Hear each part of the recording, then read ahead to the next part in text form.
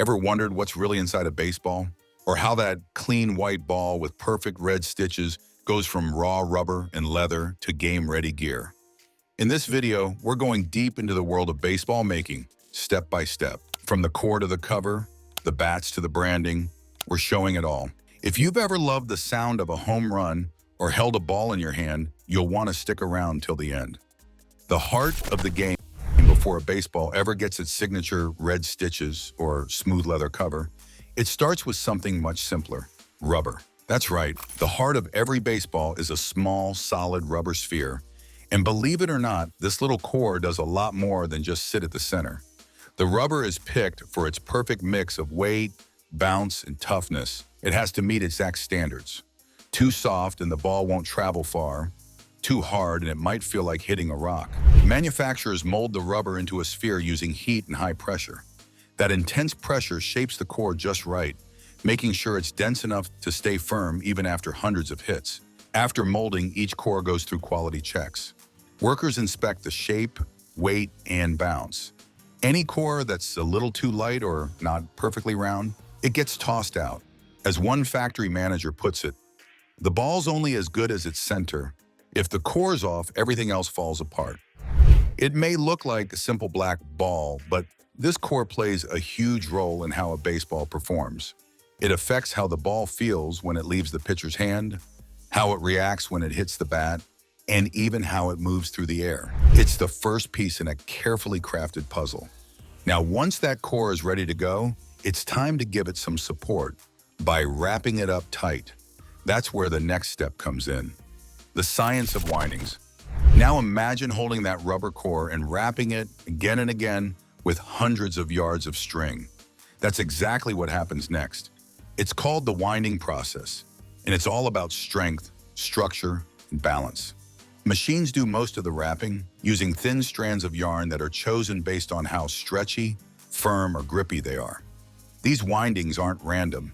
They're carefully layered to add weight, help the ball keep its shape, and make sure it reacts the same way every time it's thrown or hit. One production lead said it best: "Think of the windings like a skeleton inside the ball. They keep everything in place. The tighter and more even the wrapping, the better the ball will perform. If one side gets more yarn than the other, it could wobble or feel off during play." That's why the winding machine is set with incredible precision. It needs to get this step right down to the inch. And here's something cool. Different leagues might use slightly different winding patterns. Some might want more bounce, others more control. So this step gives manufacturers a bit of room to adjust how each ball plays on the field. Once the windings are locked in, the core is no longer just a bouncy rubber ball. It's stronger, heavier, and ready for the next stage: its outer layer. And that means it's time to give the ball some skin. Skin of the game. When most people picture a baseball, they're thinking of the cover, the smooth white leather that gives the ball its classic look and feel. But getting that leather just right takes careful selection and craftsmanship. Manufacturers usually go with cowhide for the cover. It's tough, flexible, and has the perfect texture for gripping and throwing. But not just any piece of leather will do. Workers go through the hides by hand, looking for flaws, scars, stretch marks, or weak spots. Those pieces are cut away. Only the cleanest, most even sections make it to the next step. From there, machines punch out two perfect circles of leather. These will become the top and bottom of the ball. The leather isn't just for looks. It needs to hold up to hits, slides, and all kinds of weather.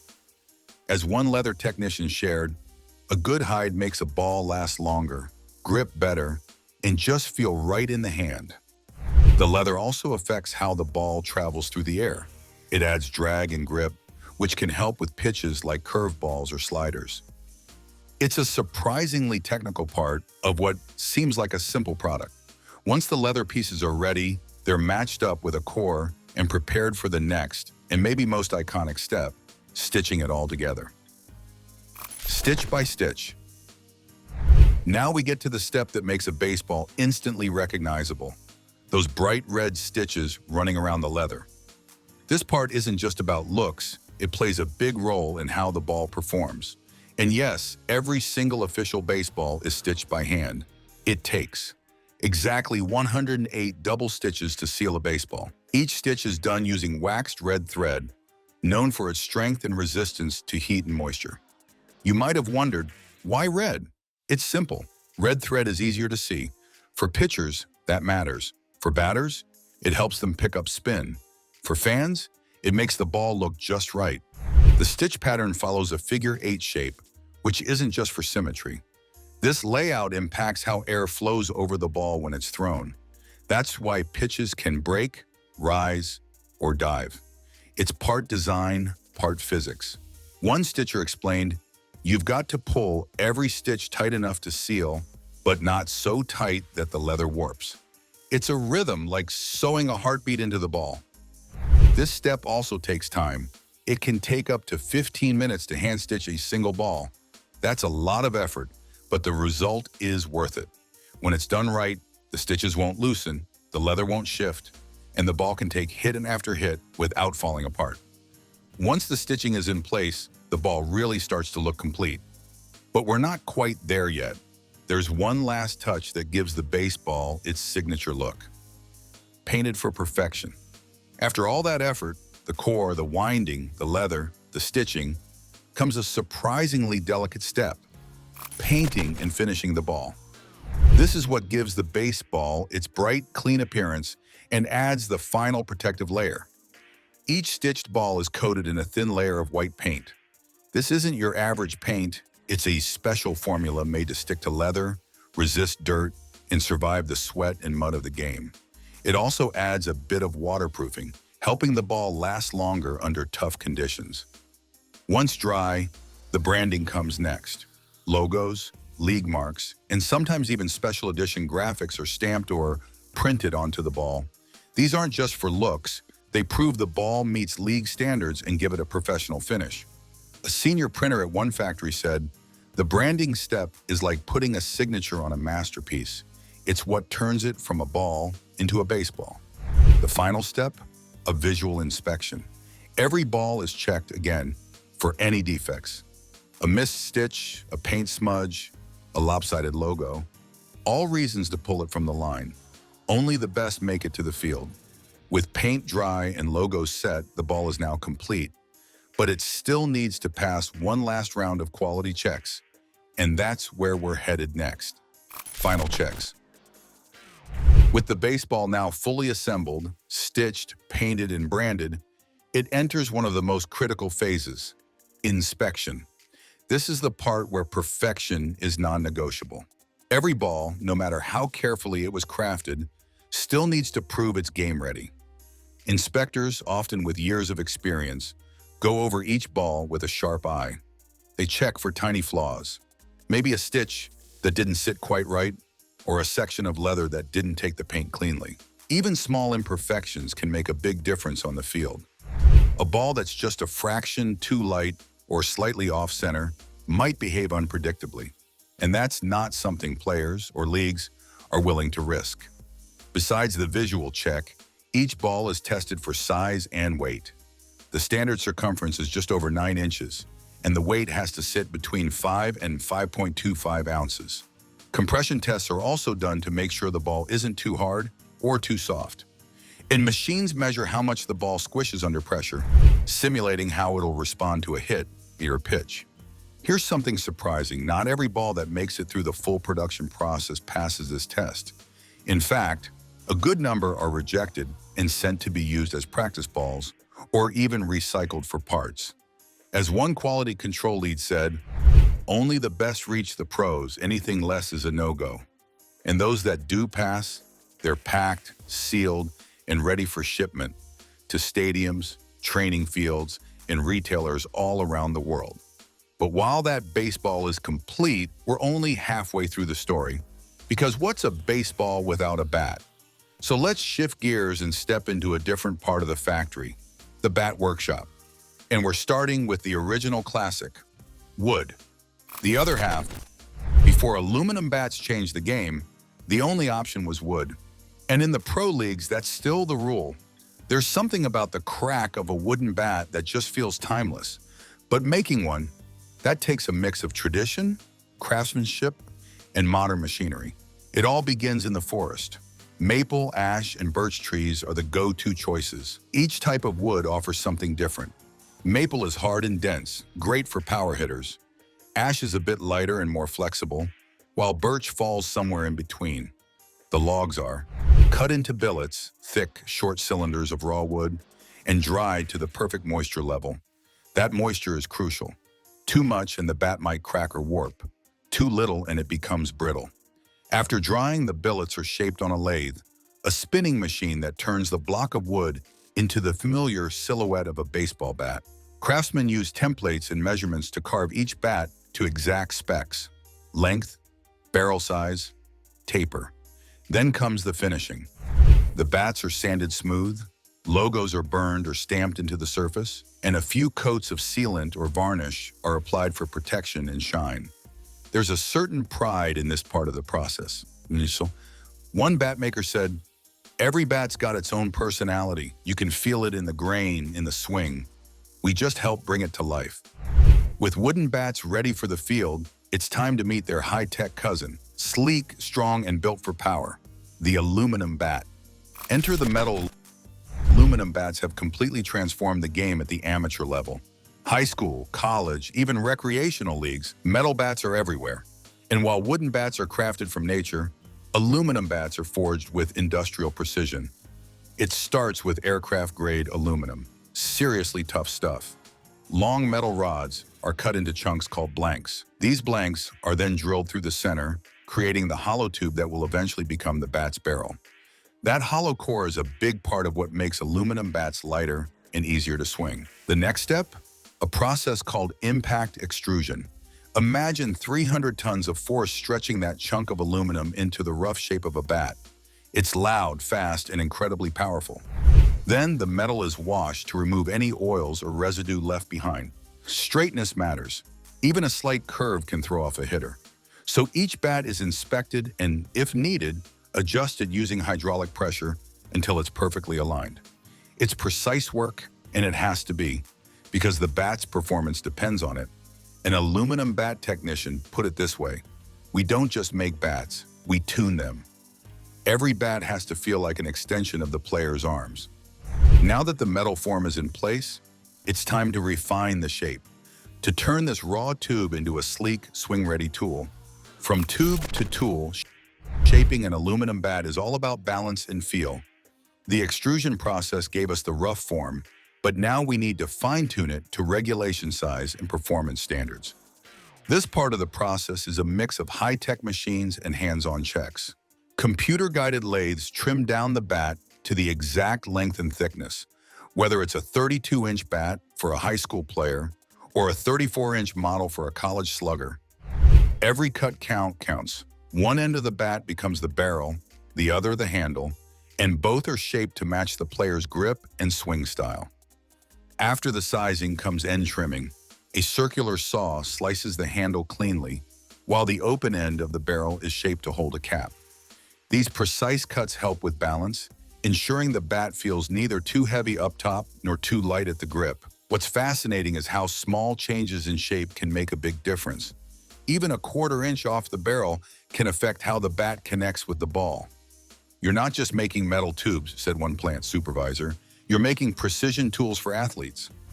That balance between weight and aerodynamics is what makes or breaks a bat's performance. And now that the bat is shaped and sized, it's time to give it a little personality. That's right, it's time for paint. Building bat personality. Before any aluminum bat heads out to the field, it goes through a makeover. This is where things get polished, literally, and painted to match team colors, logos, or just plain style. First, the bats are sanded smooth. This removes any burrs or tiny defects left from shaping. It also gives the surface just enough texture to help the paint stick. Then it's into the paint booth. High durability coatings are sprayed on, usually in layers. These paints are made to withstand hits, scrapes, and sun exposure. Once the base coat dries, silkscreen machines or decals apply logos, brand names, or model numbers. Some bats are fully custom. Players or teams might request colors or finishes to match their uniforms. After the logos are added, a final layer of clear polyurethane is sprayed on. This gives the bat that glossy professional look. It's more than just style. That finish also helps with durability. It keeps the metal from corroding and makes the surface easier to grip. A paint shop worker summed it up nicely. We don't just want it to hit hard, we want it to look good doing it. And now, with a sleek, sanded finish and a fresh coat of shine, the bat is almost ready. Just a few finishing touches left, knobs, grips, and caps, and it'll be ready to meet its match on the diamond. Finishing touches. So far, our aluminum bat has been shaped, sanded, painted, and polished. But it's not ready to play ball just yet. There's one last round of critical touches that turn this hollow tube of metal into a fully functioning bat, adding the cap, the knob, and the grip. Let's start with the cap. The end cap fits snugly into the barrel and helps seal off the hollow inside. It's typically made from durable plastic or composite material, chosen not just for strength, but for how it balances the bat. A well-fitted cap helps improve energy transfer when the ball makes contact, giving the hitter more pop. The cap is press-fit into the barrel with industrial precision. No room for wiggle here. It has to stay firmly in place, even after hundreds of hard swings. Next comes the knob. This is the metal piece that sits at the very bottom of the handle, right where a batter grips the bat. It prevents the player's hands from sliding off and acts as a counterweight to the barrel. Once the knob is slid into position, it's fused onto the bat using automated welding machines. The weld must be clean and strong, ensuring the knob stays locked in for the life of the bat. Finally, we move to what might be the most personal part of the bat, the grip. Players spend hours holding and swinging their bats, so the handle needs to feel just right. A layer of synthetic leather or rubberized tape is wrapped tightly around the handle, providing a textured, non-slip surface. This grip gives players better control and a comfortable feel during long games and intense practices. It's more than just function, it's confidence in their hands. After the grip is wrapped, a strip of vinyl edge tape is added to hold everything in place. This detail might seem small, but it keeps the wrap from peeling or slipping during play. As one production manager puts it, it's the final handshake between us and the athlete. Everything needs to feel right. With the bat now fully assembled, from end cap to knob to grip, it's almost ready for the big leagues. But before it leaves the factory, it still needs to prove it can perform. And that takes us to one of the most important parts of the process: testing. Quality control.